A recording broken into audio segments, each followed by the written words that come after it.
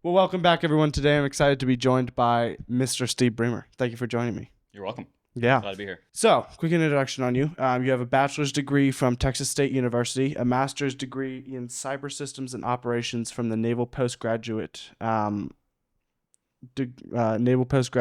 School. School, Yep. and you're an Arabic linguist, squadron intelligence officer, briefer instructor, and department head, and now a software head of engineering at Red Balloon. That's right. So it's been a long trek from Arabic to Red Balloon. That's right. Yes. Yeah. So we'll start off with cyber warfare. What exactly is cyber warfare? Sure. So that's one of those things that has probably a lot of different definitions, but it's in general it's usually a nation state that's involved in cyber warfare, or could be a terrorist organization, I suppose. Just some organized entity that is seeking to disrupt or deny the computer systems and information systems of another country, or it could be another unit. So I think we may tend to think of it as this lone thing, like just cyber. There would be a cyber war, and that could happen. Like we could, North Korea could attack U.S.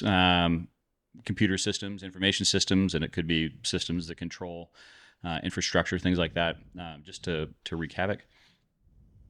But I think more often nation states plan on using cyber warfare as part of a larger warfare effort. Got it. So you have conventional warfare that you have going on, and then cyber warfare is an element of that.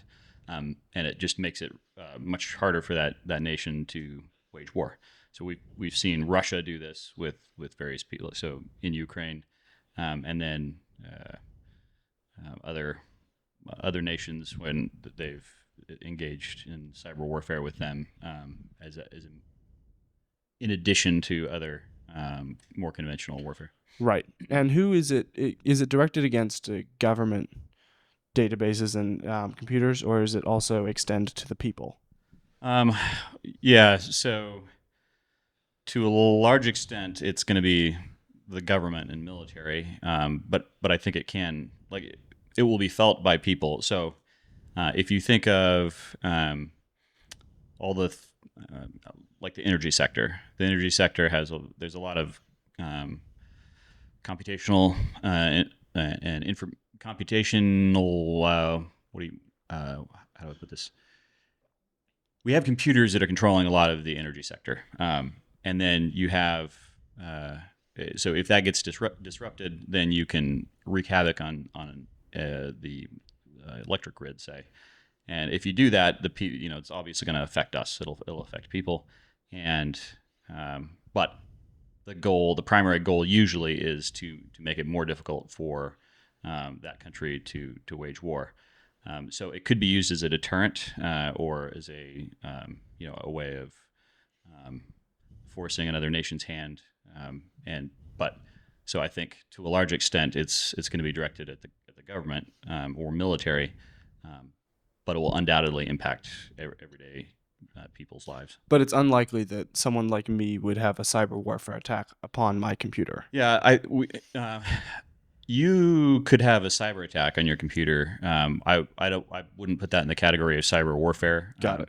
And so that usually when we experience it, so this happens a lot at the business level, where you have criminals, organized crime, where they will, like you've probably heard of ransomware, where they will go in and grab all your data and encrypt your drives in a way that you can't get at your data.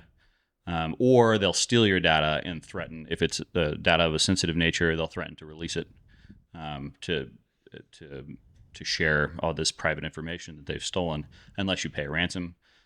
So that happens very often, and I think things like that are more likely to happen to just sort of the normal populace.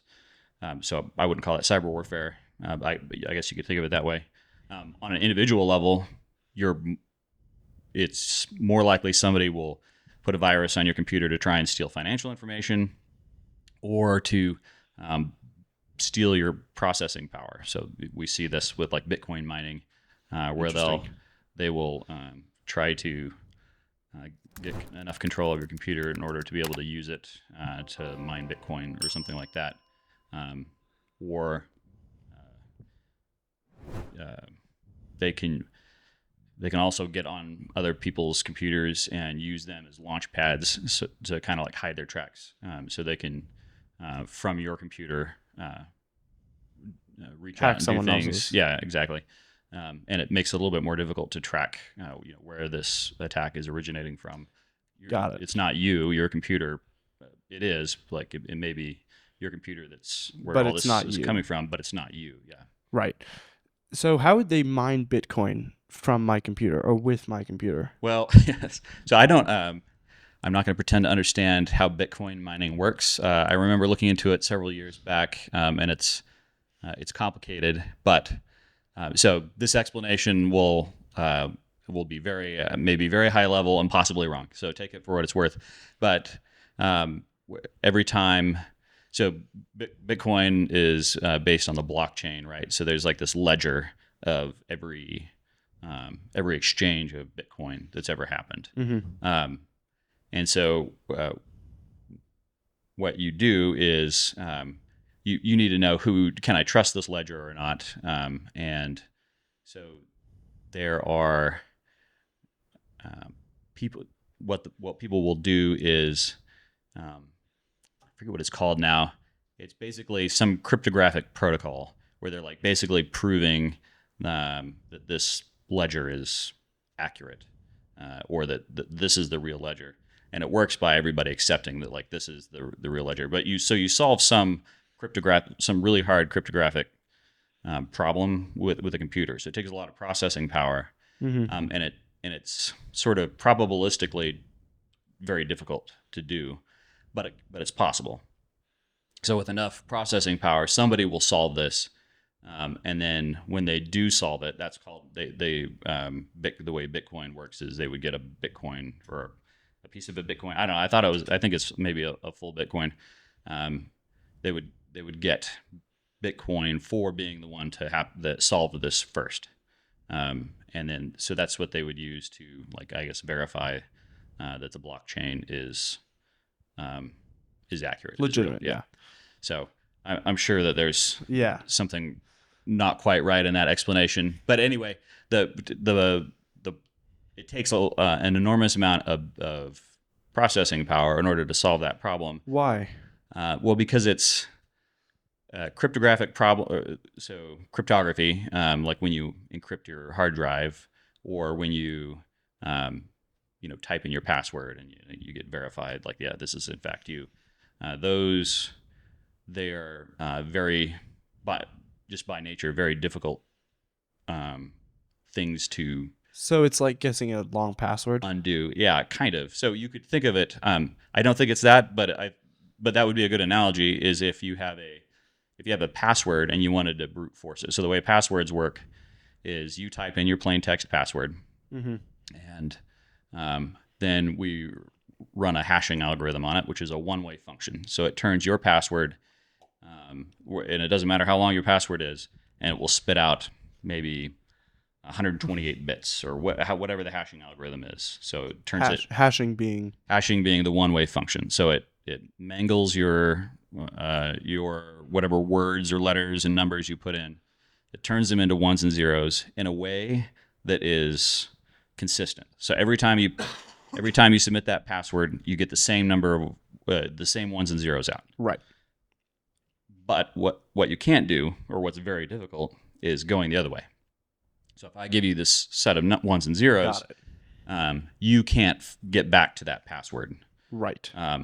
What you can't do it in a amount of time that's reasonable if you have a good hashing algorithm. That's what's defined as a cryptographically secure hashing algorithm, is one where you can't go back the other way. So when we want to check your password, we store the hash of your password in a database, and when you type it in again, we hash the one that you just typed in, and we compare it to the one we have on file. And we say, oh, they match. Okay, he must have typed in his the password. correct sequence. Yeah. So Got it. But so that that process is a very difficult thing to do, like brute force, to just try So and go the other way. right, So mining a Bitcoin is like unhashing it, yeah, it's not, but kind of. that's a good analogy. It's like this really hard problem that takes a lot of CPU cycles to figure out, and then eventually you get lucky, and then you solve it, hopefully before some other guy trying to mine Bitcoin solves it. Yeah. So people buy rigs, these computer banks, and try to mine this Bitcoin as fast as they can to earn money. So they'll spend money to earn money on Bitcoin. So it's if you can take over somebody's computer and use their processor, you don't have to buy your own Bitcoin mining rig in order to Right. earn that money. So Makes your life a whole lot easier. And CPU cycle is just that's saying that. yeah. So that's your every computer has a central processing unit. Right. That's the thing that's crunching all the binary instructions that you give it. A fast computer is doing that, is running through more cycles per second. So sometimes you'll hear like I have a 2.3 gigahertz Intel chip or something like that. That's talking about the clock cycle. So how many times that it can process a 1 or a 0 yeah. Yes. or a string of ones and zeros. Yeah. Okay. Basically, yeah. Yeah. Got it. So when we're talking about cyber warfare, how is that kind of thing done? How is How would one how terrorist does one go organization about cyber warfare? Yes. Well, so it's actually so I worked at the Navy Cyber Warfare Development Group. So most of my experience with cyber warfare comes from there. We there's an offensive and a defensive side. Where I worked, we were mainly focused on the offensive piece of it, and cyber warfare is like very broad. So we tend to think of it as like computers and computer viruses, but the mandate of my unit was so I worked in the C4 ISR, which is a fancy name. It's an acronym, but basically it's computers, command and control. Like when I need to give orders, military orders in the battlefield or communicate on the battlefield. So all that kind of the computers involved in that, the communications, the command and control of weapon systems and units. And then ISR is intelligence, surveillance, and reconnaissance. So think like spy planes and drones and satellite imagery and things like that. So we were focused on that set of things that the adversary did. So what units and systems they had available to them, and then how could we break them? So I'll give you an example. So if you have a Navy ship that's out, one of your own that you don't want to get shot with a anti-ship cruise missile, which is most ships. Yeah, most people don't want to be shot with a cruise missile. How do you protect yourself against an anti-ship cruise missile? One of the things we would do is like work backwards. So we called it kill chain analysis. We would work backwards from getting hit with a missile to what are all the things that had to happen for that missile to hit our ship. So got it. One of the things that the adversary has to do is he has to find you in the ocean. The ocean's huge. You can't just spot somebody. Yeah. Guess. Yeah. And so you have to find them. You have to get a fix on that ship. So you have to get what we call targeting quality data. So it has to be good enough, whatever your weapon system is, and it's going to require different levels of granularity. So you might have a weapon system that can search and find, or you might need something where it's like going to go to a precise point, and so you need to give it very precise coordinates. And so they need to be able to find you, they need to be able to get a fix on you, and they need to have weapons release authority or get permission from their next higher echelon. They have to get themselves in position where they're within range to do that. So there's a bunch, and there's a lot more that we could talk about there. So we would look at each of those things and like, what can we do to disrupt this? Make it So difficult to find, make it difficult to that's right. contact their authorities. Right. Got it. So when you look at like what's it take to find a ship, maybe they have to put up their own surveillance asset. They have to have a aircraft or another ship that has radar or something that can get a fix on you. Can we do anything that can interrupt that communication channel between them? What is the communication channel between them? Is it VHF? Is it radio? Is it going up to a satellite and back down? Is there anything? Can we jam? Is there anything we can do to the satellite? How does the satellite work? Satellites have computers on them, so we would run through this, think through this whole kill chain, and find what can we break in that kill chain, so that when we needed to protect one of our ships, we could. Got it. And that's just one example. It wasn't all focused on Navy ships, although those are important to the Navy. Yes. Yeah. And as far as the defensive side, Yeah. were you trying to flip the coin? They're trying to not be found. Yeah. And you're doing all of those things in So reverse. yeah, defensive side. So it was a different unit than the one I worked in that would do the defensive stuff. So they're largely focused on protecting for Navy assets and Navy information systems. And then the way they would go about that, I don't know a ton about that, but they would basically monitor all information packets. So the way the internet works is we send packets that adhere to a certain protocol, and they bounce around between various routers until they get to their destination, and then that they bounce around on their way back, and so that's how we exchange information. Adhere to various protocols. So the packets, these packets of ones and zeros, so binary, right? There's certain protocols that they adhere to, so the person you're communicating knows how to interpret those ones and zeros. Got it. So, and you probably heard some of them. So, like HTTP is a protocol, hypertext transfer protocol. TCP is a protocol. UDP, these are, I don't know if you've heard these terms, but these are all different protocols and ways of organizing ones and zeros in packets as you send them, or streaming, as you send them over the internet. So what the Navy would do, and what all the different branches and our government too, I'm sure, they would analyze these packets. So they would route all the information through our defensive system, and then be able to analyze these packets for anything that doesn't look right or is out of the ordinary. So they might have different signatures for what if you're sending a virus, say. There would be a signature that you could, if you knew about the virus, you could say, okay, this it looks like this. So then we can now be on the lookout for it. And then if a computer system is infected, you can isolate it, so you can shut off all the access points around it, so that it's no longer able to infect other systems or do damage. So that's a big piece of what we do on the defensive side. And then just malware analysis. We're trying to find, like, we look for vulnerabilities. When we find them, we can exploit them in the adversary. So if I find, everybody uses Apple computers and Microsoft operating system around the world, if I find a vulnerability, that use helps us. that. Yeah, we can use that. Right. But we can also make sure that we're not vulnerable to that same thing. So you can sort of take you can do a vulnerability analysis and then use that in a defensive way.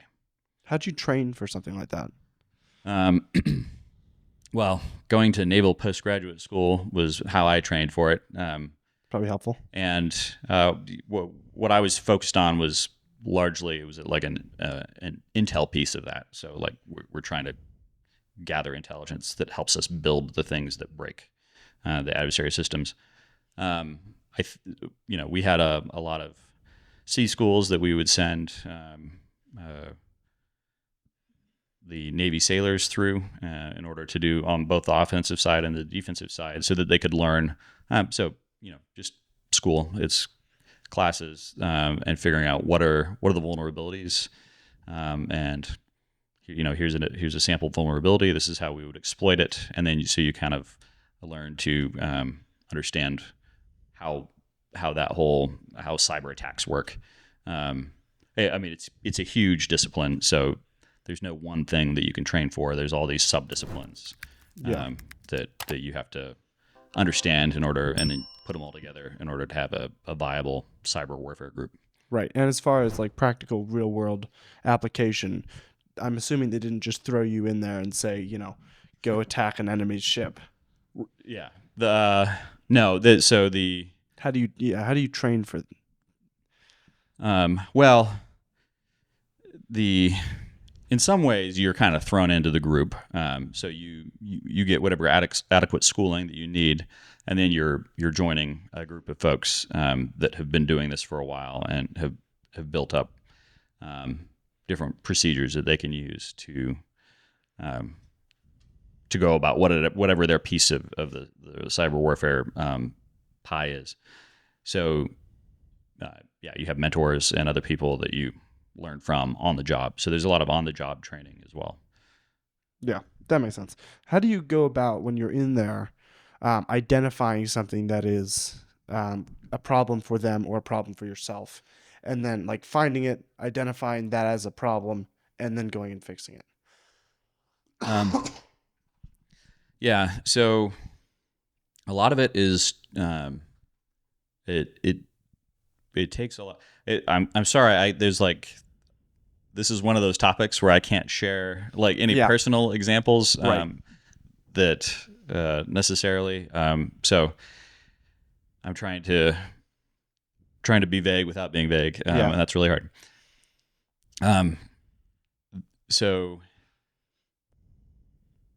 and are you talking about computer systems in particular? Like, how do I, when I'm looking at somebody's laptop and I want to exploit that? If you're at here at Red Balloon, we're trying to not be under a cyber attack. Yeah. How do you go about making sure that doesn't happen? Sure.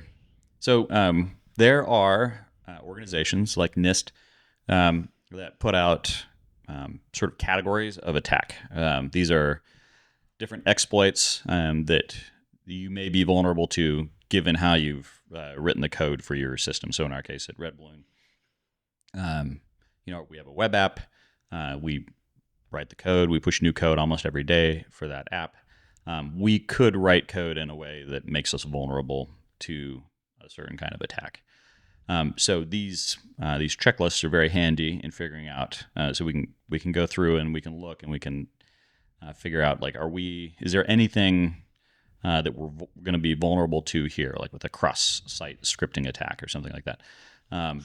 Sorry, I don't know what that is. I barely know what it is too. Okay.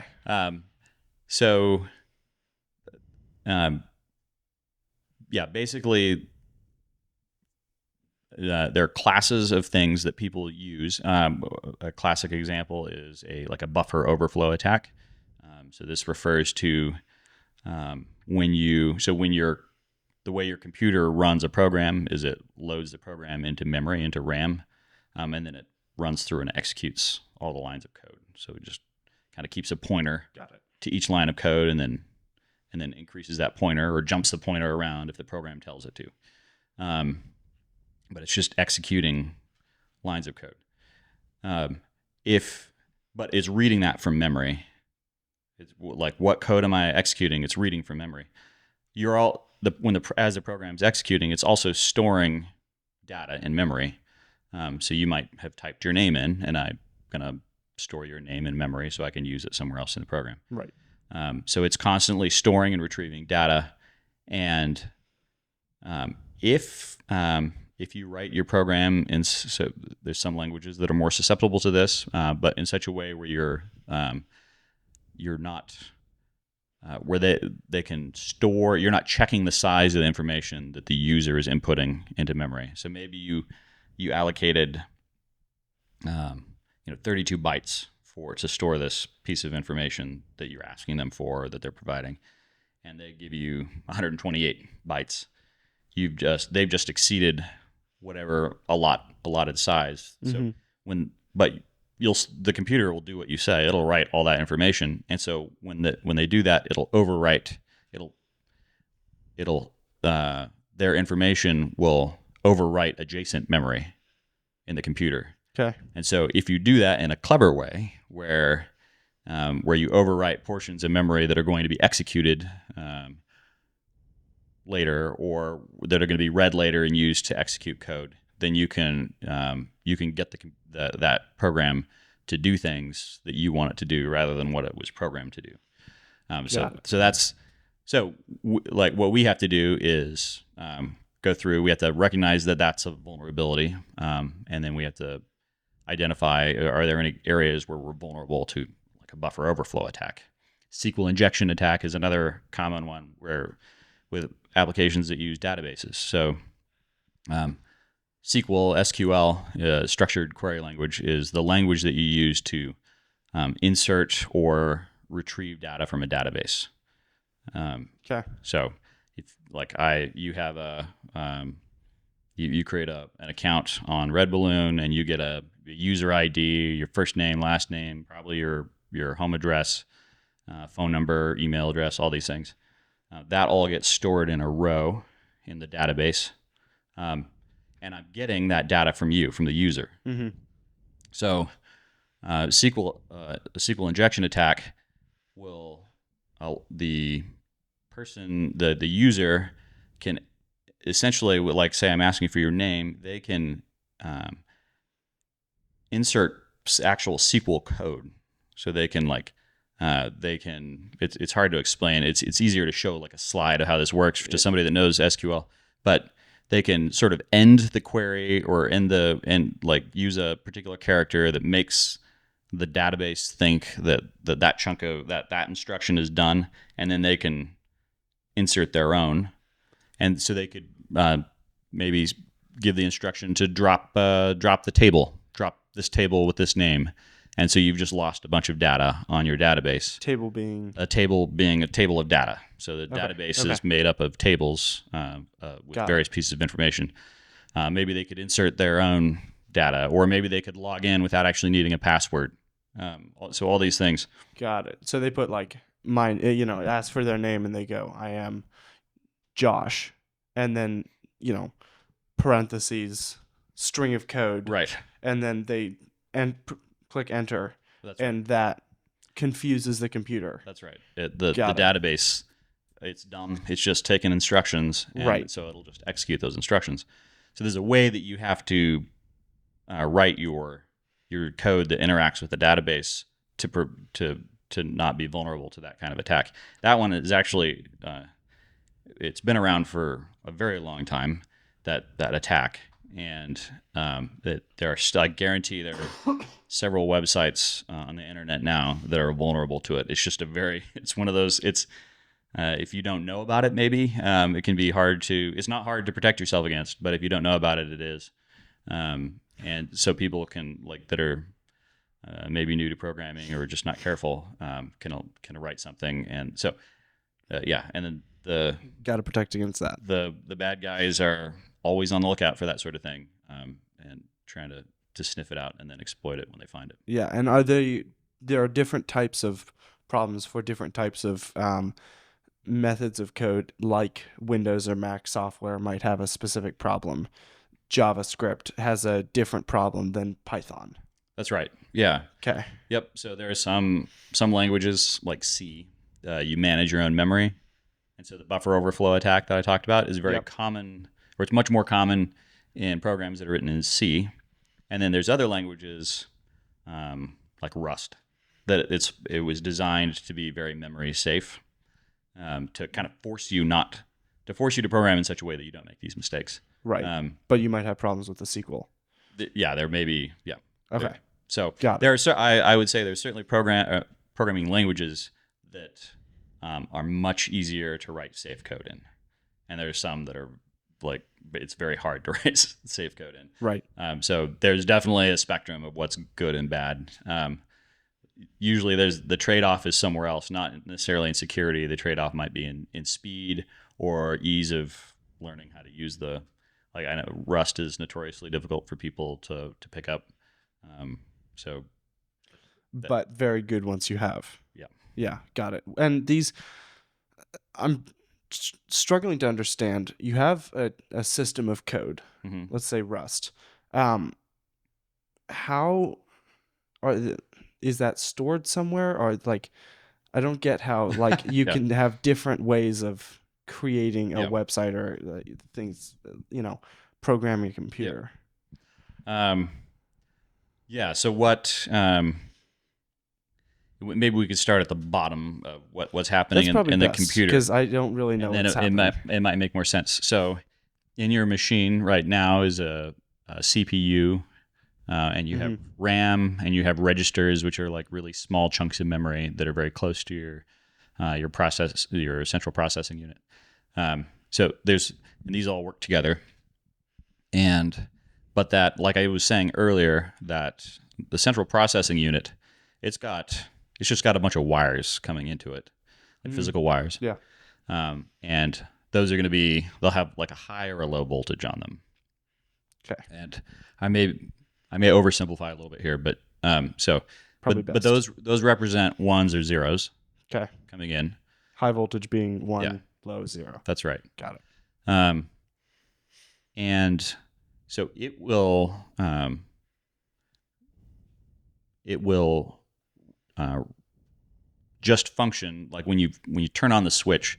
Like if you have a very stripped down basic computer, you flip on the switch, it's going to have some sort of bootstrapping code, something that it loads into memory to tell it how to get going. And then so it's going to look somewhere in memory for ones and zeros for bits. It's going to load those in, and then it's going to do its whatever those ones and zeros tell it to do. So an x86 chip, which is in a lot of computers, has a certain set of instructions that you can make it do with these ones and zeros. It's usually a form of like adding two numbers together, storing a number in a register, retrieving a number from a register, things like this. Okay. So it's running through these instructions, but it's just loading ones and zeros, doing something, storing information, retrieving information, loading the next instruction, storing, retrieving, and it just does this Right. extremely fast. And so all of that is all of that gets organized into a program, something doing something intelligent. So one level up, so that's machine. We call that machine code, the ones and zeros.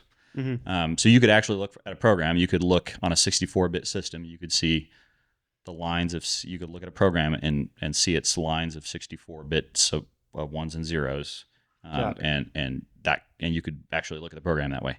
One level up from that is what we call assembly language, which is going to be chip specific. So you have an Intel chip in your computer. They That's the reason so why when you boot yeah, it up, the it machine runs code is Microsoft. yeah. Got Well, kind of the the that's the operating system. it. Okay. That's even higher level. But so there's assembly language is like almost readable words, like almost human readable words. They're not almost, they are, but they're usually do a very basic instruction. So you might have a line that says to um, store register A and register B or something like that, or um, just do some very basic instruction, but it's words that describes it, and that's assembly language. Got it. So assembly code. So it looks inscrutable to somebody that doesn't know what it is, but it doesn't take long to figure out what it is. So like you could sit down with the Intel manual and kind of figure out what it's doing.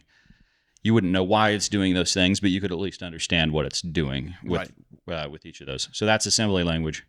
Um, when we talk about like a C program or Rust or something like that, you're writing words that, for the most part, are very human readable.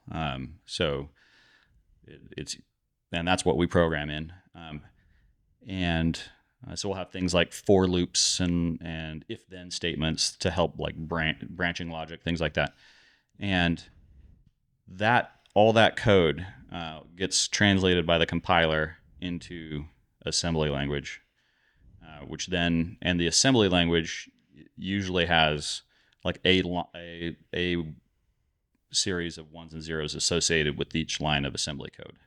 So Okay. I'm taking if I have an if-then statement in code, I'm taking that and the compiler is going to turn that into an assembly language. So you might get 50 lines of assembly out of that. You might have 4 lines of code that turns into 50 lines of assembly. That 50 lines of assembly gets turned into somewhere between 50 and 100 lines of machine code. And then that's what actually gets loaded by your computer and run through the central processing unit and does all the processing. So it's like this series of abstractions going from something that you can understand as a human to something that the machine can understand by operating on low and high voltage. So you're basically one step up from the ones and zeros, telling it, if person enters the word Josh, then it translates into Josh on the screen. Yeah, I'd say we're not just one step above the ones and zeros, we're way above that because we've built abstraction upon abstraction upon abstraction to get, when you start typing, to get those letters to appear on the screen. Got it. There's a lot of, so if you ask any of the software engineers in the team, like exactly how does, I type A, exactly how does an A show up on the screen? Nobody can tell you what that, we don't need to. Like somebody else figured it out and they built this tool and then we're just using that tool. You've got a set of rules and you stick to them. So yeah, and so there's a lot that we use that's been built by somebody else, and we just sort of take it for granted, and it just works really well. And that's the benefit of high level programming languages is you can just sort of think in terms of the problem and this toolkit that the language provides and solve it, and you don't have to actually think about moving memory data around. And so some people do. Usually, when you need to move really fast, like when you need your program to run very quickly, that's when people start. So there's some code over at MZ that was written in assembly language just because we wanted it to be very high performance chunk of code because it got ran a lot. Got it. So sometimes you jump down into that. Most of the time, most software developers are like very far removed from that. Okay, so and the lower it gets down, the more complicated and malleable it becomes. Correct? Yeah, that's right. Got it. It's more complicated in one way and more simple in another way. Like the set of instructions, there's not a big set of instructions that any chip ones can and do. zeros. It's got a very limited set of things it can do.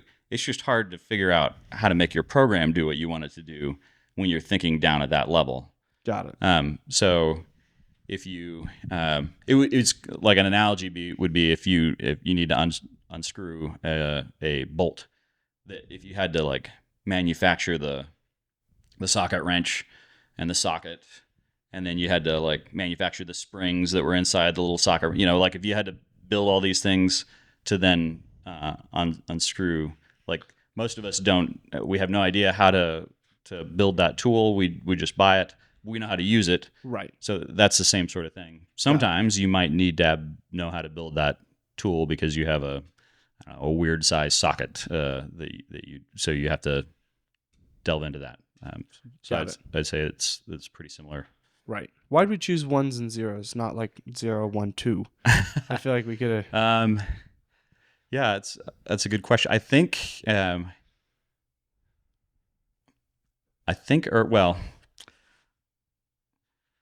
don't know that I can answer that. I remember somebody asking this in grad school, and the professor saying that people have tried to do 0, 1, and 2. And there are some things where we do have we don't just use high and low voltage, but we actually distinguish between the levels of voltage. I would imagine that's when the levels of voltage are either a larger increase between the different levels, so the 0 and the 1 and the 2 have a lot of voltage in between them, or when it's just a high levels of voltage anyway. Yeah, I don't know that that's the reason why, but I do know that all of the logic gates that we use to build computers, or most of them take they operate on a 0 or a 1, on a high or a low, Mm-hmm. on or off, that sort of thing. And those all get assembled together to build a modern computer. It's actually remarkable. There's so I've taught a class a few times, and I did one here at Red Balloon, where we walk through how to build a basic computer. So it's like a 16-bit computer, and you start with just a NAND gate, which is a logic gate. This is like a very low level component of a computer. A NAND gate has 2 inputs and 1 output, and you get the NAND stands for not and. So you get a 1 out.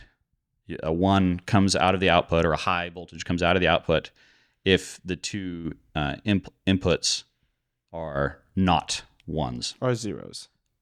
Well, you can have a 0 or a 1, or you can have a 1 0, or you can have a 0 0, and those would all output a 1. But if you had a 1 and a 1, then that outputs a 0. Got it. There you go. You can build you can build your computer from just using NAND gates and assembling them together. It's like this sort of basic element of a computer. Now, they don't actually do that. They might have other gates that they use, but theoretically you could. It's possible. So it's possible. So in the class we build all these logic gates, like the XOR and the OR and the AND we build all those with just the NAND gate, and we build RAM memory just using NAND gates. And then you do have to introduce time, so you have to have another thing called a flip-flop. So it's not the only component that you need to build a computer, but you really don't need that much. And it's not very complicated. Like, I could explain it to you in less than 30 seconds what it does, and yet you can build a whole computer out of this very simple component. But it's binary. Right. I don't know. I've never really thought through, like, how would you build a computer with 0, 1, and 2. 0, 1, and 2. Yeah. Yeah. Or base 10, like we have. I'm sure it's not that we can't detect the voltage differences, but maybe that's part of it. I don't know. Yeah. As far as like someone who is just an ordinary human being like myself, how do you protect against cyber attacks? And like, because I can't go into the Mac operating system and make sure that I'm safer. Right. Well, so I think one of the reasons you want to be a hard target. Okay. People are not looking to spend a lot of time. Easy pickings. Yeah. Got it. Ways that you can make yourself easy pickings is never updating your computer by clicking every email attachment, regardless of who it came from. Trusting people that call you on the phone that claim to be. So these are all things that are actually employed. So social engineering is heavily employed by people that want to steal financial information. The human element is almost always the weakest element in any. Fantastic. Yeah. So we're apparently really easy to fool. Dadgummit. So you just have to keep your computer up to date. So when Mac or Microsoft or whoever comes out with an update, a lot of times it's because they have a security vulnerability that they patched. So you want to get it patched as quickly as you can so that you're not a vulnerable person. And then, the other way people can get you is by getting you to execute code that's bad code. And a lot of times that can be by you opening up something attachments that you should not. Got it. So if, let's say, you have found yourself in the middle of a cyber attack, you opened the wrong link. Mm-hmm. What do you do now? It could be. It depends on what's on, like, what you're worried about happening. If it's just like your personal computer, you might be able to install some software that helps you. What I would do if I didn't know anything about computers is I would find somebody that did, and like, I think I got a virus. Help. Can you help me get this off? So there's some software that you can run that will identify a computer virus. So they all, like I said earlier, tend to have signatures. that are known. So you can like, yes, you are in fact infected, or no, you're probably not. And then ways that you can get it off your system. There are some very clever viruses that are really hard to get off your system.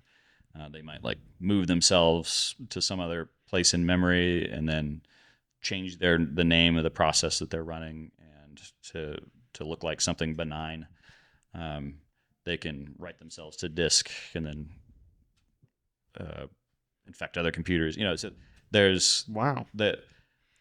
Those are that's hard. It's hard to write a virus that is that good.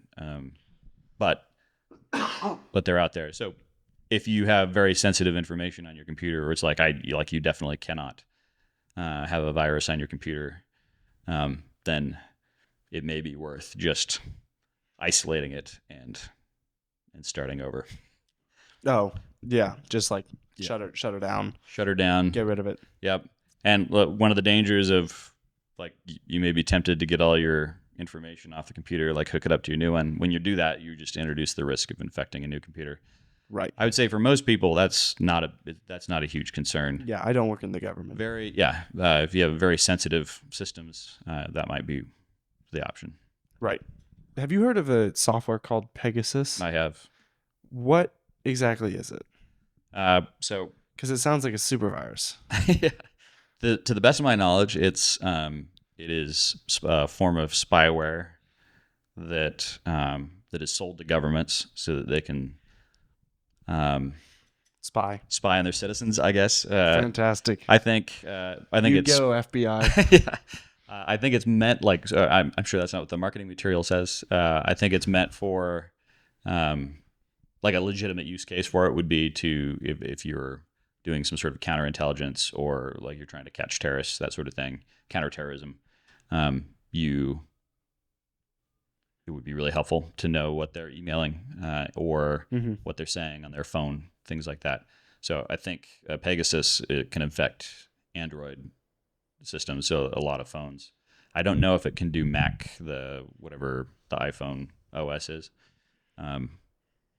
but I'm pretty sure it can do Android. Anyway, so it's meant to be able to spy on people and to be very hidden and undetectable. And it only needs your phone number, correct?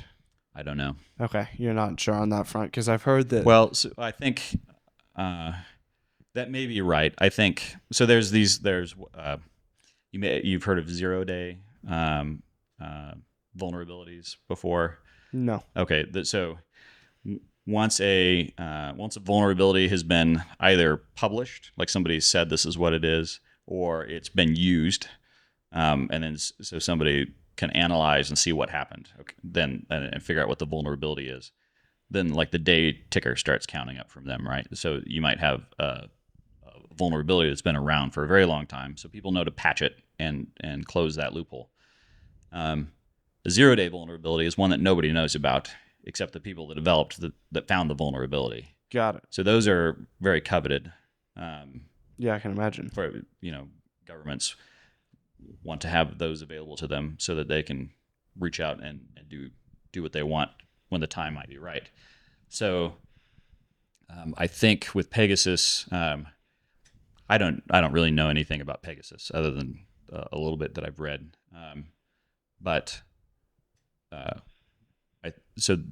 I imagine probably have 0-day vulnerabilities that they use, and then what are called no-click vulnerabilities, which is basically, so I said one defense is to not open the attachment from an email that you don't recognize who sent it to you.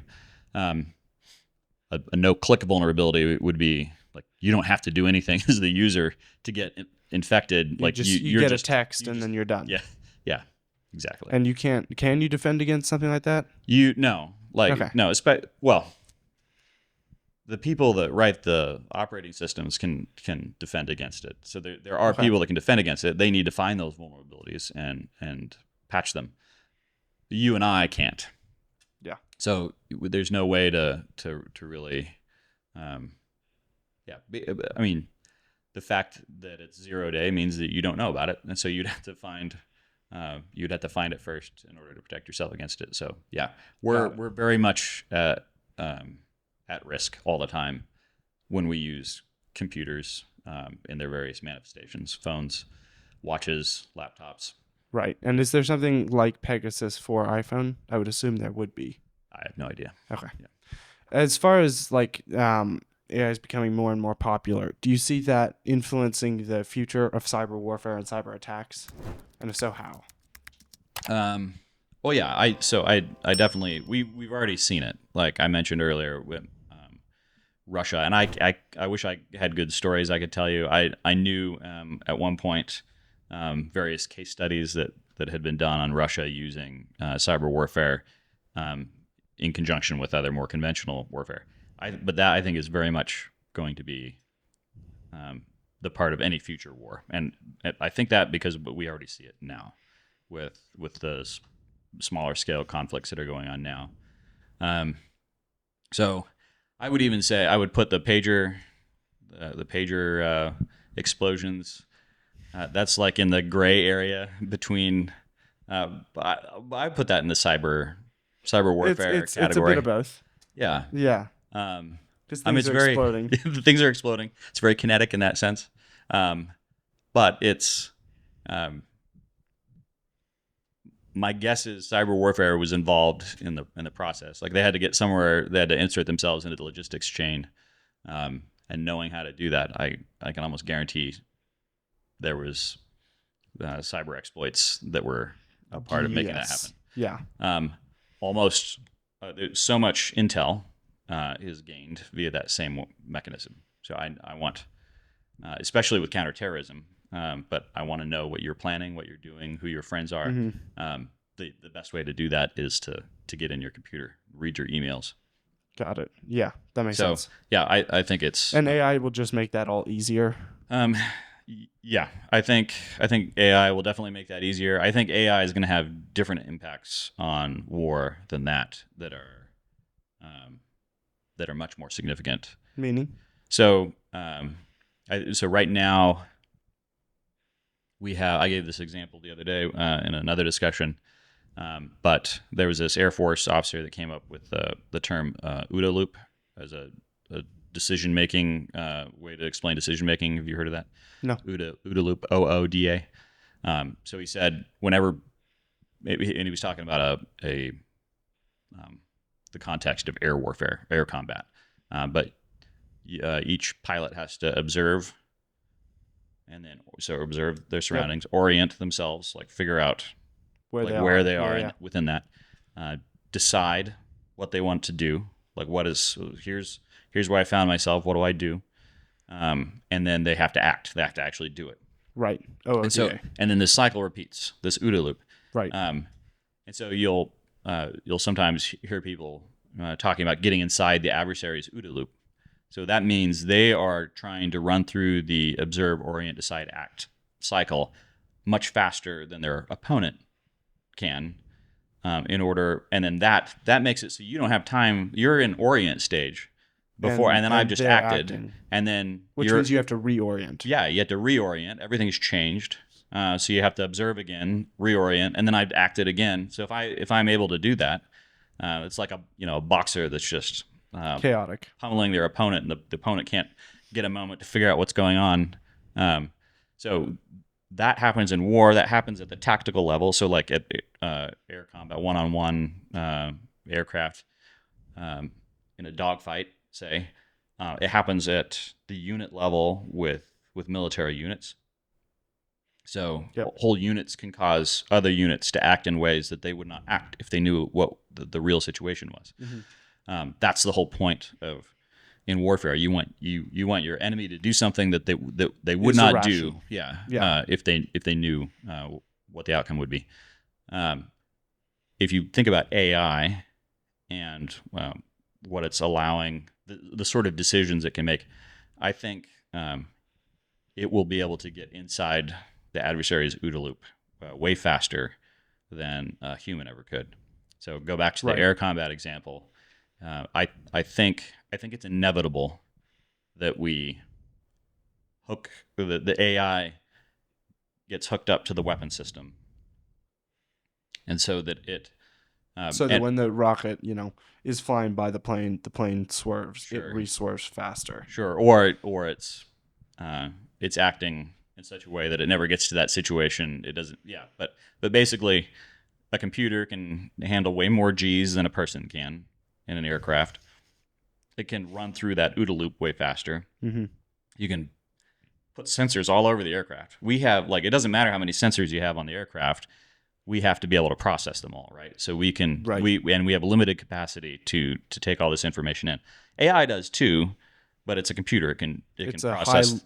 far higher Yeah, capacity. it probably in that particular context would do a much better job. And so I think we'll get to the point where we're handing that off, or a lot of that off to AI computers.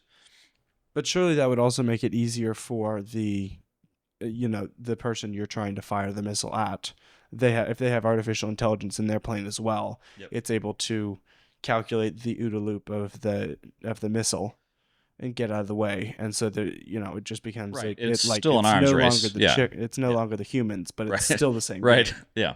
Yeah. Yeah. So I'm sure there's people that disagree that that's where we're headed, but I just think it's inevitable because I mean, why wouldn't it be? yeah, Yeah. yeah, and there's amazing advances in AI technology over the last couple of years that make that sort of thing, I think, much closer on the horizon than it seemed maybe 4 years ago. I think what's preventing that from happening, or what's maybe slowing that, is people are very scared of giving AI control of a weapon for good reason. Yeah. So we don't. So we have to think through how do we safeguard. And I don't think the AI We're gonna get becoming. to Terminator. I don't think AI becoming sentient and turning the guns on us is that's not a fear of mine at all. Really? No, I think. I think it's possible to build. I think it's theoretically possible that somebody could build something that does that. I think it just would have to be a series of really stupid decisions along the way. It would more likely like- be intentional. Right. Yeah. Yeah. I think for us, the more realistic scenario is. Nobody know right now. You don't know why AI is really making a decision. It's really hard to see when an AI model gets trained. It's just it's a matrix of numbers, like a very, very large matrix of numbers. Right. We can't peer into that and see Oh, I see when what's happening. when you as the AI, when you had this input from the camera and you identified this as a enemy aircraft. I know why you identified it as an enemy aircraft. It was because of these, neurons in the neural net firing. It's like, no, we don't. We have no idea. People are trying to see if they can figure that out, and I don't. I don't think they're having any luck. Yeah. And so that's a big problem when you're like, okay, I'm giving you weapons release authority, but I don't know why you make decisions, and I can't. So. Yep. But there are ways of putting safeguards on that. There's ways of training. There's ways of testing a model. But one of the advantages of AI is that you can run it through many scenarios very quickly because it's a computer. So whereas if they wanted to test how you and I react in a given scenario, that would be slow. With an AI model, it can be very quick, and they can run it 24 hours a day. So I think there's ways of getting over that hurdle. It's uncharted territory, and nobody wants to be the first person to screw that up. Yeah, that's an awkward conversation. Yeah. So, you talked about it being trained. Mm-hmm. I know a little bit. Basically, I know how they do something like for Midjourney, Mm-hmm. for example. They give it, here's 1,000 images, or maybe it's 1,000,000 images of a cat, Mm-hmm. so that when I say, hey, can you give me a cat, it doesn't give me an amorphous blob Right. that's ginger. Right. Right. how does that work with things like if I were to ask my computer, hey, what's a good question to ask an interviewer? Yeah. Well, it gets trained. There's a technical answer to that question, and then there's like a higher level simplistic answer. That I'll go for that one. I struggle to understand the more technical answer, and it might take too long. When you ask like GPT a question, Mm-hmm. what it's doing is predicting what the most likely next word is, and then Of and then your from there sentence? of your so you feed it a prompt. That's why they call it a prompt. Yeah. So I say, uh, what is A good question to ask an interviewer. sure, yeah. Yeah. We ask that, and then it's so it the what it is doing is saying what is the most likely given this set of words that have been inputted. What is the most likely next word to spit out? Based off the models that I've been Not, fed? no, based off that prompt, and it got trained on a giant corpus of text. Right. So like But all this data on the internet is basically giving that model information on like it's giving it probabilities okay. on what is likely to happen. So given this input, what is the most likely thing to come out? But it knows that because of the models it's been trained on, correct? It knows it because of the data that that it was trained trained on. Yeah. Okay. And so the breakthrough that came in 2020 or whenever it was, where GPT got announced, the breakthrough there was they discovered a way of training. That the actual underlying technology has been around for quite a while. They found a way of training it on a much larger corpus of training data than they ever had in the past. So they're feeding many terabytes into as training data into the model. So, and I think initially we didn't know if that will this work or will it just make less sense? Yeah. And it turned out to be really effective. Fantastic shot in the dark. We would have tried it early. I think probably would have tried it earlier. We just weren't Didn't able know. to do it. And then there was a paper that Google published that with a technique that allowed them to be able to do that a little bit faster. So you could feed more data. So training wouldn't take, what may have taken 2 years before we can now do in a month or something. Do you know how it changed? Like from what to what? How it changed from what was it, 2018 versus what is it now in 2024? In terms of how much we can train, As or far just as like what was that big break? What was it changing from? And what yeah. happened? So I think the big break was the technology is called transformers. Okay. So, and this I feel like I shouldn't venture down that we're path. in deep waters. I understand the effect of it, but I couldn't I don't understand it. I barely understand it, and so trying to explain it to other people, I think would just make us both dumber. Fantastic. We'll move on. So you don't see AI ever becoming sentient, correct? Not. I don't. It depends on how you define that term, I guess. Yeah, but like AI will forever be improving itself, correct? I think AI will always be getting better. Yeah. I don't know about the AI improving itself piece. Okay. Because I think that's where I think so there are certainly ways that it can. So there people have used AI to improve itself, to a certain extent. But like this idea of AI, thinking of new creative ways to improve itself or become smarter. I don't know about that. I think, this is the realm for theologians and philosophers probably, but I think one of part of the Imago Dei is creativity in humans. Yeah. That we don't see, we see it in no other species. Mm-hmm. We see it to a certain extent, but not on the level that we see.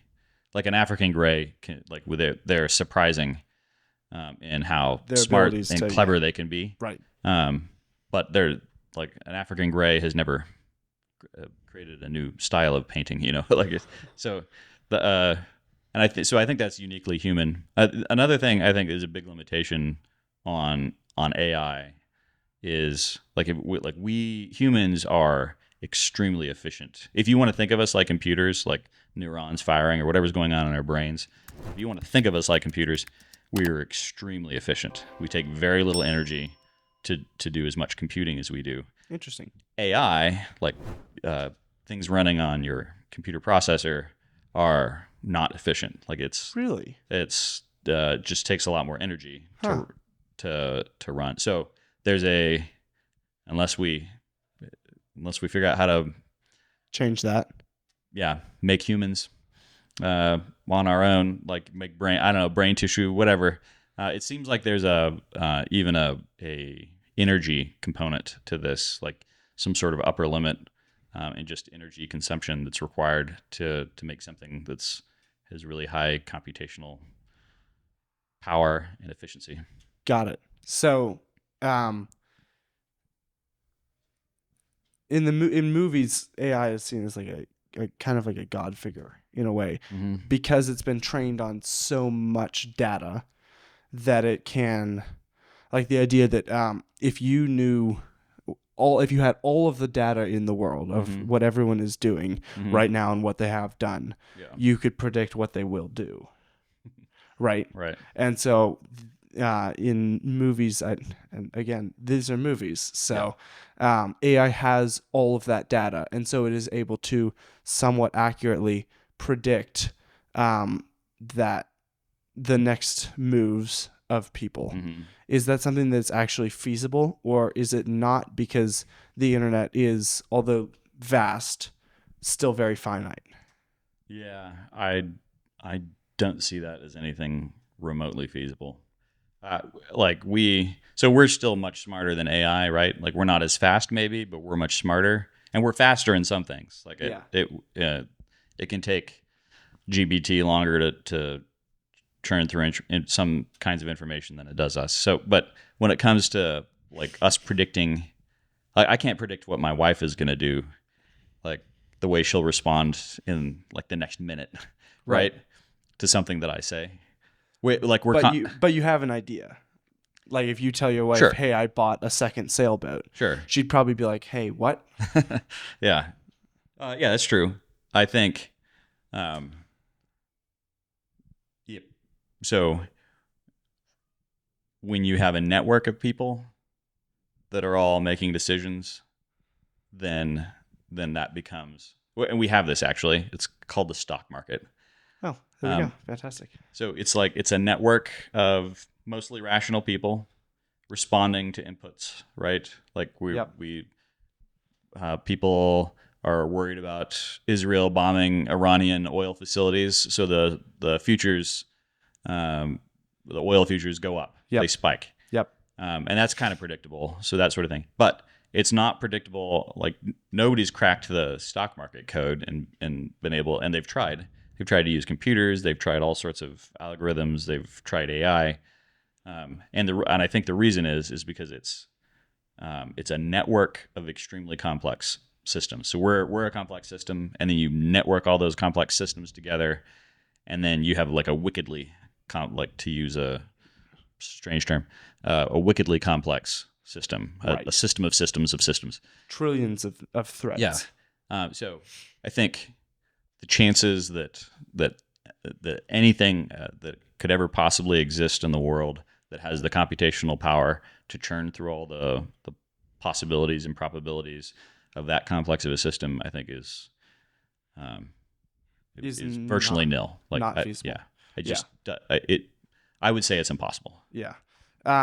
Speaking of trying to know it all, let's talk about the CIA and FBI. Okay. Do you think that they are actually trying to spy on us, or successfully in some cases spying on us? So, well, FBI, I think. CIA, probably not. Okay, that's encouraging. One down. FBI, in some instances, has a mandate to so they, depends on how you define spying, but they they are supposed to they have a mandate to stop crime within the United States, right? So we have if you have CIA and NSA are focused outward at foreign threats, so that's their mandate. Got it. FBI is specifically looking at you, like that's Homeland. they're the ones that are authorized to look at you and I and say, are you committing a crime? So I guarantee that the FBI, by some definition of spying, is spying on U.S. citizens, and that's because it's illegal. Because you don't want a bunch of U.S. citizens suddenly searching refined uranium and where to buy it. Right. Yeah. Right. That's the kind of thing you want to keep tabs on. And you actually, the term, I think, so it's not just, it's U.S. persons is the term we use. So there's legal protections even for people that are here legally that are not citizens. And so CIA or NSA cannot legally spy on that class of people. So a U.S. person. There's very Right. And I've worked. I was in a unit that was part of the NSA, so I know them the best.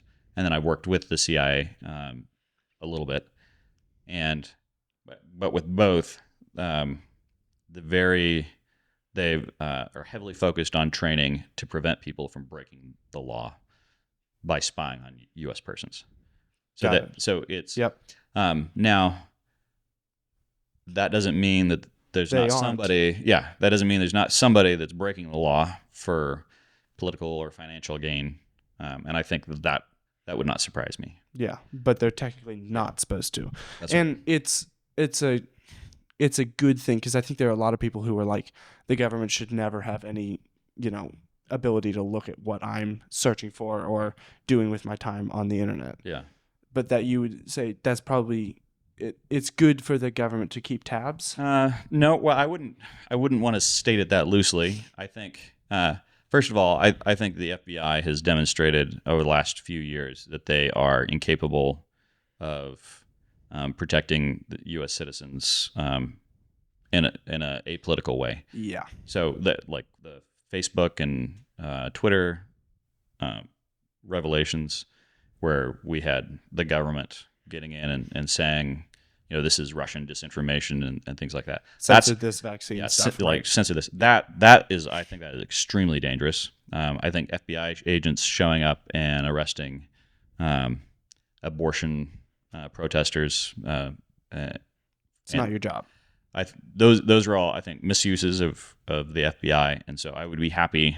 Be happy to see the FBI disbanded over time, like in a well-ordered way, in a different organization that handles that kind of crime, probably smaller and with much stricter, tighter restrictions, stricter rules. Yeah, rules meant to deal with this kind of like being used as a political arm.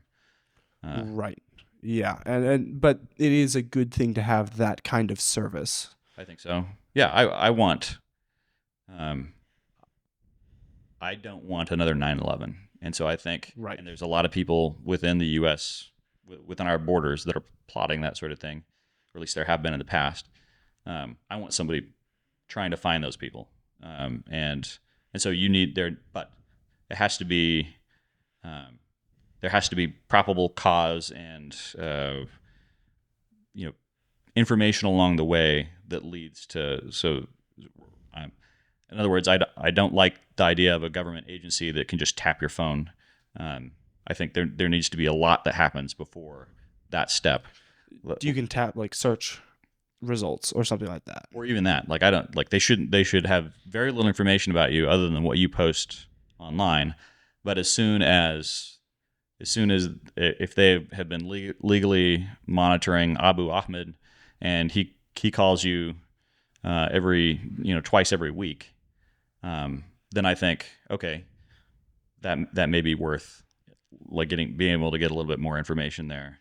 And then if the subject of your conversation is like a bunch of code words and sounds very suspicious, then I think that warrants. Then you start to investigate. So, but you were not jumping from tapping Jackson's phone line or spying on his search history with no other information. We're not just vacuuming up all this data And to the extent that NSA vacuums up a bunch of data, I think that those same safeguards need to be in place. Like that's not good to just vacuum up data. You need to have some There has to reason be to have it. probable cause. Yeah. Right. But wouldn't that also, like, if I am not on Twitter and I am not calling Ahmed twice every week, but I am still in the process of doing something that I should not, the government is not able to really figure that out until, even if I'm not searching Yeah. purchase refined uranium, but I'm still, I'm getting as close to the line as I can without crossing it. The government doesn't know about it, but it still could be a potential problem in the future. How do you deal with something like that? Well, that's until something's a crime, it's not. It's not a crime. It's not a crime. Yeah. So I would say, I'd say they can investigate a threat, right? If there's a credible threat, then you can investigate. You can then that seems reasonable to investigate. That's the kind of FBI I want. But what we see a lot of is them like sort of manufacturing. Like the governor, was it Whitmer? Probably. Yeah, the plot to kill her. Like they get people and suggest that they do things like this is not. This is. What are you doing here? Yeah, this is not helpful. And so I think there's probably a line that would be really hard to get everybody to agree with. But there's like definitely abuse of power or definitely unhelpful things. And I think we're in that territory now. Yeah. Specifically with the FBI. But there's a ton of good there's a lot like great FBI programs and great FBI agents and great things that they're doing. And we don't want another stopping white collar crime and stopping terror attacks. I would like to keep those. But some of the other stuff, more restrictions need to have. Yeah. Are they as powerful, those 3-letter organizations, as we seem to believe they are? What do you mean by powerful? Well, oftentimes it seems like, we've got our regular, ordinary humans like you and I, and then the people who work in the CIA are like the psychopathic genius, era-defining geniuses. I definitely. I think there are some very smart people that work in those organizations. Excuse me, but they're not. But you find very smart people in other organizations as well. So I think they're very powerful in the sense that they have a lot of money and a lot of reach. So the fact, think about what Israel did with the pagers, and so the reason that they all were carrying the reason Lebanese Hezbollah was carrying pagers around was because they knew that if they carried a phone around, it could be hacked. That Israel would know exactly where they were at any given time. Yep. So that's in my mind like that. The fact that no would-be terrorist is willing to carry a cell phone around, or at least if he does, he's like recycling it, like getting a new one all the time. That's power. That's like the and so we have huge reach. Like there's nowhere in the world where we can't get information if we want it. That's power. But it always has its limits. And with all the information gathering that we have, you're still limited to still people that have to look at it and go through it and figure out what does it all mean. So that's where we're heavily limited. Like we almost have more information than we know what to do with.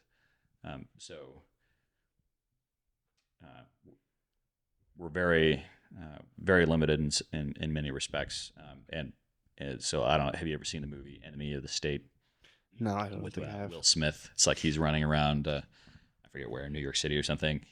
And they have the satellite that's tracking him and his movements, and they can figure out where he is at any given Jason time. Bourne or something. Yeah, or like the traffic lights and track people. That's the. It's like we're not anywhere close to that level That's of, unrealistic. yeah, that's very unrealistic. Because you have humans involved that have to like sort through information. I don't know. As AI gets better, we might get But they faster at do, doing but they it. do have access to, like, if the FBI wanted to access the street cameras, that would be something they could do, correct or no? Yeah, I don't even know there. Like what I don't think is true is um, that every street camera in the United States is connected to a terminal at an FBI desk. Um, a good chunk of them are probably closed systems, Yeah. within a city or a town. Um, so yeah, I don't. I don't think that's a theoretical possibility. I think Yeah. China probably has something close to that. Yep. They have the like the street cameras will identify you and Right. view your social credit Yeah. score and won't let you use the Right. crosswalk if you Right. said something bad about Xi Jinping. So Right. that's a whole different level. That's what Yeah. we're trying to avoid. But the Yeah. government is. I feel like what has been shown with a lot of the recent happenings is that a lot of those three-letter agencies are a lot less on top of it than we thought. So. This is what I tell people. Um, the organizations are a lot more incompetent than you think they are. So there's just a lot of incompetence. Not Red Balloon, we should add. So I think, yeah, and the more secretive they are, the easier it is to imagine that they're ultra competent and don't. So, Right. But it's partly the incompetence that's worrisome because you can like, Yep. um, and so the other thing I always tell people is when it comes to conspiracies, is conspiracies are really hard to keep a lid on. Secret. Yeah. So I think, and I think this is biblical too. Eventually, your sins are going to become public. Everything comes to light. Everything comes to light, and I think that's true with. So if you have a very small team that's keeping something secret, and they're doing something bad, they might be able to keep it a secret forever. They're breaking the law. They maybe can, but the impact is going to be very small too because it's a small team.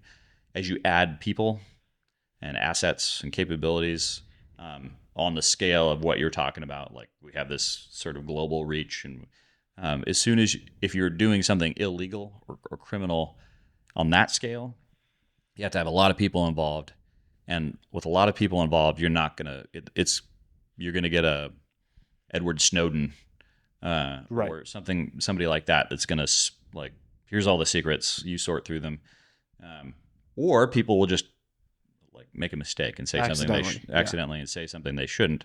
But with like people with a guilty conscience, it's going to be much harder to keep a lid on them.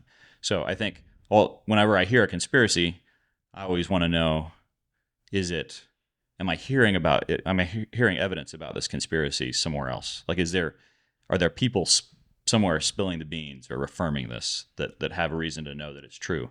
And if there are, then I give it a little bit of credibility. Right. And so that's kind of, I think the Twitter stuff is that, like, I don't know, it seems pretty illegal to me, but obviously people have disagreed with that.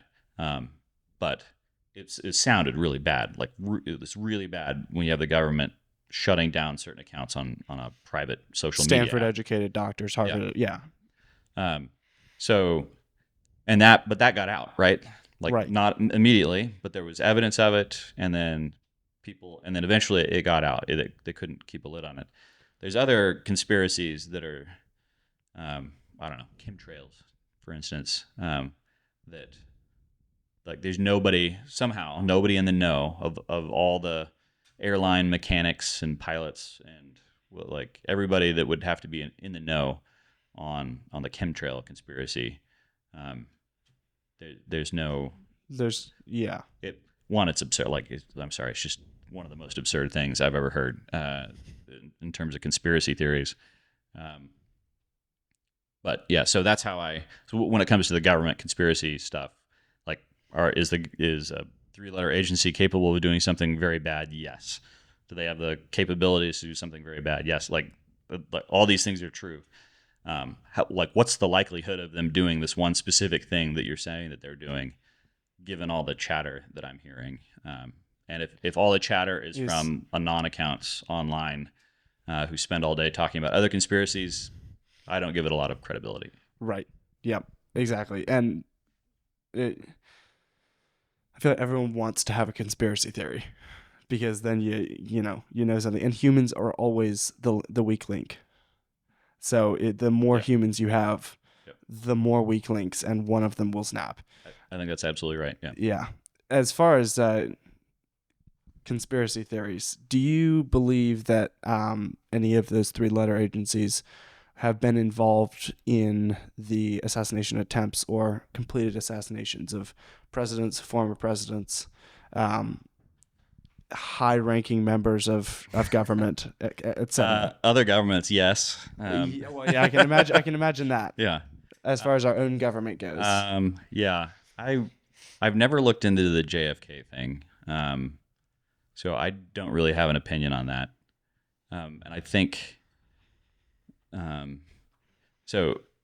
there's all sorts of things that are extremely suspicious with the attempts on Trump, like was it Ruth or Routh?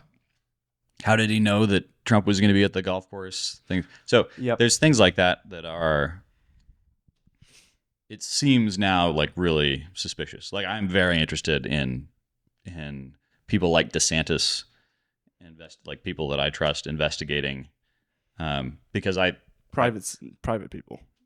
Yeah, excuse me. Yeah, because we don't trust the government. Right, and we shouldn't. Like there's like we're supposed to have congressional oversight of all the three-letter agencies, and sometimes that's I think effective, and other times it's obviously not. And then sometimes they're in on it, right, or they don't care. I don't know, but so I definitely think it's possible that there could be corrupt elements in one or more of those agencies that were involved in an attempt to take out Trump's life. Yeah. Do I think that's what happened? No, but you wouldn't be shocked. I would in a way. Like that would, in a way, it would just be. I was shocked when he got shot. When he got shot in the ear. Yeah. But my wife and I had said, like, I don't know, a month or two earlier, like, is he gonna, like, seems like he might get shot, right? So we're expecting it, but it's still shocking when it happens. Yeah. That's how I would feel about the government, an intel agency, being involved in an assassination attempt of our own president. It's like I could see it happening, especially with Trump, because people are unhinged when it comes to Trump, and they can justify all sorts of evils. And he's been trying to take out the intelligence agencies, right? And so they're like, this is a game of chicken. So, yeah, I don't. On that front, I don't think the intel organizations are just a bunch of people, so they don't necessarily operate on a. And like I said, like considering the incompetent part, like they're massive bureaucracies. For them to act in any sort of unified way to protect themselves is unlikely. Seems far-fetched for a small cabal of people to do that. Potentially, yeah. Yeah, and I feel like I have enough faith in our CIA and FBI that if they had taken a shot, they would not have missed. It seems like they wouldn't have picked a AK-47 to shoot that or an AR-15 or 1,000 yards or whatever he was. Yeah, or like but even the guy in Butler, Pennsylvania, I don't remember his name, but he had an AR. Like everything was the right gun, right scope, right distance. Yeah, and I don't think that he wasn't a crack shot. No, he was not, because Trump, for all of his many wonderful capabilities, he is not very good at being small. Right. So I don't think they would have missed. Yeah. Yeah. You also, switching topics entirely. Okay. You studied as an Arabic linguist. That's right. A, what was involved in that, and B, do you know Arabic? Like, can you speak it? I cannot speak it now, just because I haven't done it for so long. So I was, before the Navy, I was enlisted in the Marine Corps, and that was my job in the Marine Corps, was an Arabic linguist. So what they do is send you to all the services. There's a joint school in Monterey, California called the Defense Language Institute. And so they teach Russian, Spanish, Persian, Farsi, Arabic, Chinese, and others. So I asked for Arabic and they gave it to me. And you spend 2 years studying that. So we learn reading, writing, and listening. And you learn from native speakers. So there's a bunch of I had teachers from Egypt, Syria, Iraq, and Tunisia, and Jordan, I think. So teachers from all over the Middle East, and just went to school for 2 years. That's all we did. It was just for a full day study Arabic, and then you graduate, and from there you can do any number of things with the language. What I did was I was stationed at the 1st Radio Battalion in Kaneohe Bay, Hawaii, and I was part of a platoon. It was called the Muse Platoon. So they had a mobile electronic warfare system on a LAV, light armored vehicle. So it's a 8-wheeled armored vehicle, but not armored like a tank, but a more mobile and lighter version. And so we would, we were in Afghanistan in late 2001, right after the towers were hit. And so we just embedded with a light armored reconnaissance battalion and took Kandahar Airport. My team's job was to provide indications and warning to that light armored reconnaissance unit. So, for example, there was what we were getting ready to bed down in one particular location for the night, and we had so we're monitoring adversary communications and then all communications, trying to figure out if it's adversary communications or not. And then so we told the CO, like, we recommend you move. There's a lot of threats. Not a good situation. People talking about where we are now. We weren't sure. So he did. So they would take whatever information we gave him, like, this is what we're hearing, and decide what they want to do. And then, so I was with the same kind of unit in Iraq when that war started in 2003. And so we were doing the same kind of INW there. And the INW is indications and warning. So, like, listening for threats and then warning our units. I would also embed with the HET teams. There were these human exploitation teams that would go out and talk to the populace and try and figure out, maybe where did the army go, which way did they leave when we came into town, if they did, or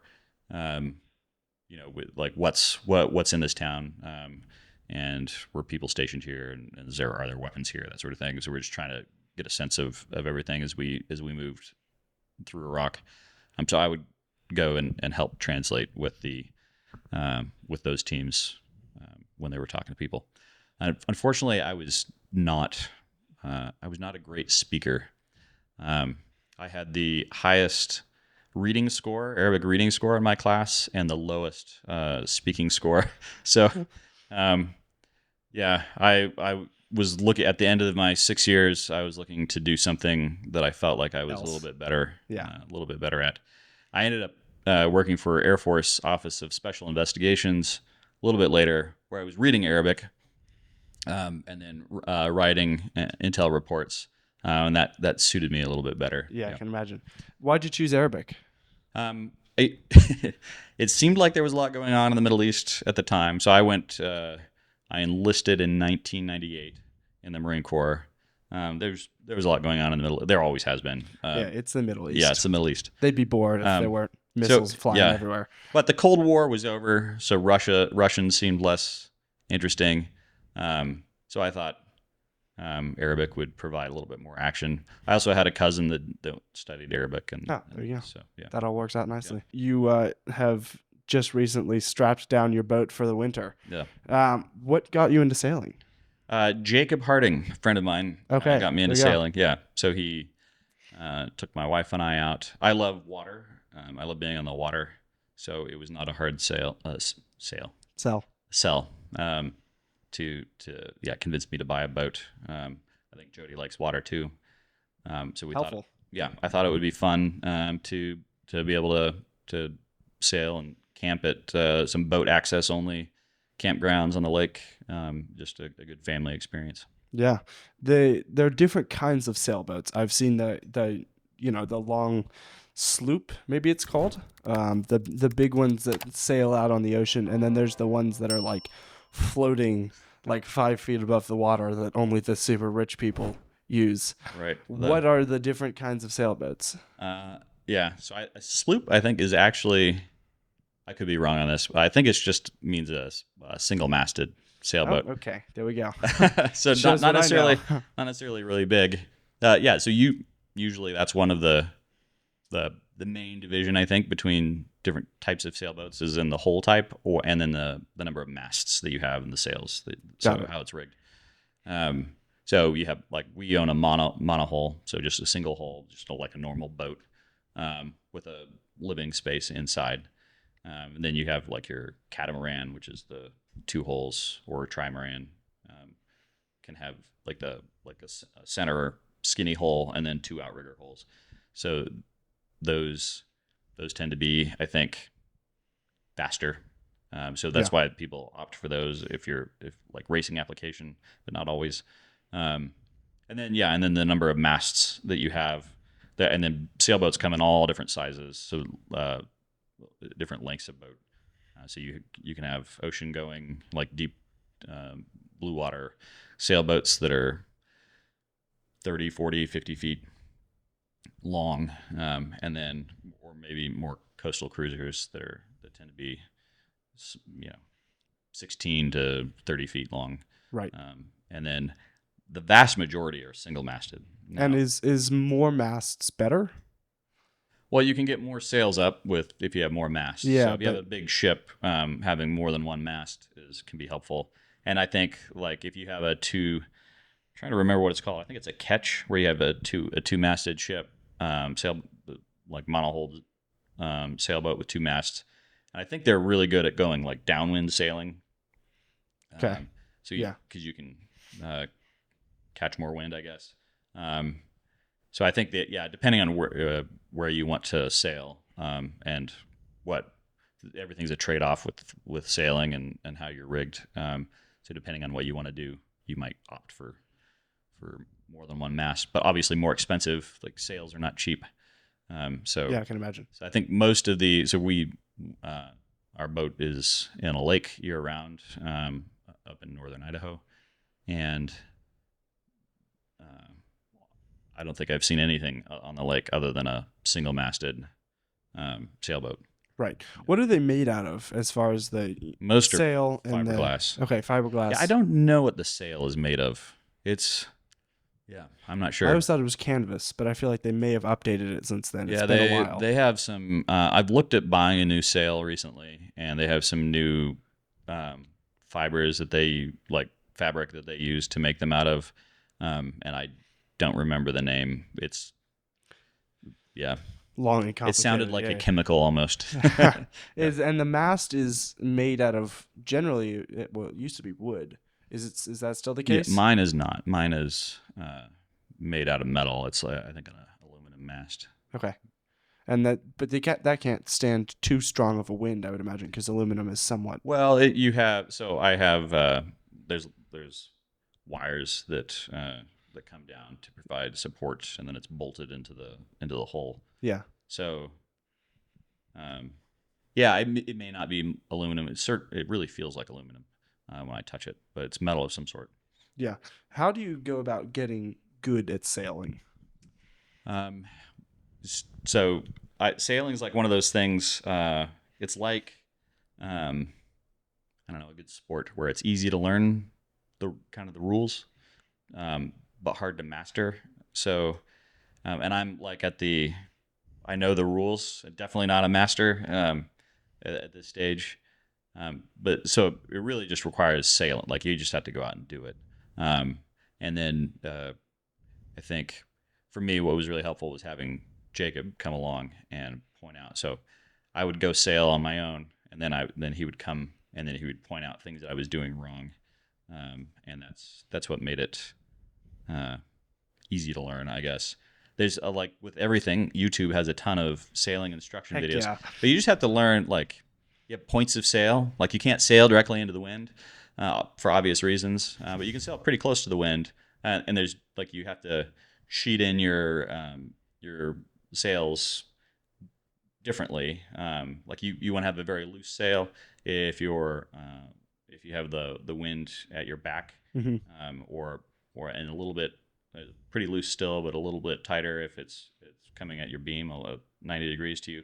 And if you're sailing into the wind, that's when you really tighten in your sail. So there's like these general rules like that, and then but you can like just really fine tune how you have your sails trimmed. And there's so many different ways of trimming the sails. Like there's we call the ropes on the sailboat lines if they're connected to something. So you have lines everywhere to all parts of the sail. So there's always something you can tweak.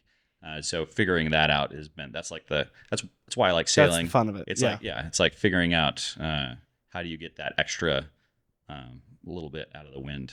Yeah. When you're sailing close to the wind, how are you going forward or the direction you want? Yeah, so it feels like the sail actually works like kind of like an airplane wing. So it's actually there's a vacuum behind it. It's got a wing shape. So it's got and so the air is flowing faster over one part of the sail than the other, and so it's creating lift in that lift forward. It's actually lift to the side, I think, but because you have a rudder and keel that forces your boat to go to move in the direction you want it to go. Yeah. But when it's hitting you at like 90 degrees and the sail is like this or even like this, how are you the sail like, bowed like this, how are you going this direction? Well, it's the same sort of thing. So you your sail is not like it's not just hitting your sail at 90 degrees. Like you have it's still forming. It kind of still has that wing shape. So it is. I think even at they call it a beam reach when it's coming in 90 degrees. I think even then your sail is working a little bit like a wing still, and then it's still it's filling with air and also working a little bit like a wing. But you're still it's pushing the boat, and then your keel and rudder are what. So it may be pushing the boat kind of left to right, but then you keel and rudder it back to straight on. Yeah, got it. Yeah, that means the rudder's got to be pretty strong. Yeah, I mean otherwise it'd snap, right? Yeah, surely that's. I don't think there's a ton of pressure on the rudder, but I don't actually know. I guess there you go. As we kind of wrap up here, what's your best piece of advice you would give to anyone online? Anyone online? Yes. I think so. I guess I would say this is. I feel like also changing topics again, but don't treat your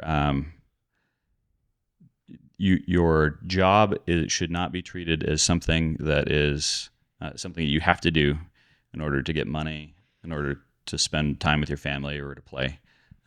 Your job is a calling, and you should learn to find fulfillment in it and be excellent at it. And you should spend a lot of hours at your job getting good at it, especially when you're young, and not waste those years waiting for the weekend. That's my piece of advice. Fantastic. Where can people find you online or Red Balloon or such? Do you have Twitter or LinkedIn? I do have Twitter. I think my handle is what they call it, a handle? Yeah, I think so. I think it's Euler Right, which is so Euler, EULER is he's a famous mathematician. I always thought it was pronounced Euler. Yeah. Well. Yeah, it does look like Euler. I think it's pronounced Euler and then ITE. Okay. There you go. Because I really like him. Follow his Twitter. I'm sure it's very active. Lots of great stuff there. Yeah, it's not. Yeah. Thanks for coming on the show. This has been fantastic. Very helpful. Been fun. Thanks. Yeah. See you guys.